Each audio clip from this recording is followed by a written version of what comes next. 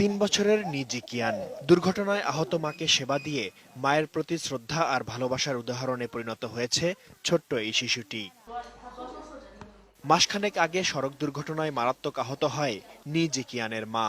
তারপর থেকে সারাক্ষণই মায়ের পাশে থেকে সেবা করছে কোমলমতি এই শিশুটি।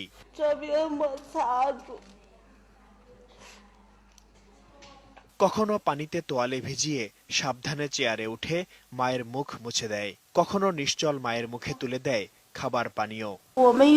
যন্ত্রণার জন্য সামান্য এপাশ ওপাশ করতে পারি না। মেয়েটা সবসময় সেটা লক্ষ্য করে, হয়তো সেজন্যই আমার সেবা করতে চায় সে। ময়লা ফেলে দেওয়ার এই কাজটি হাসপাতালের কর্মচারীদের, কিন্তু অনায়াসেই সেই কাজটিও করছে ছোট্ট নিজি কিয়ান।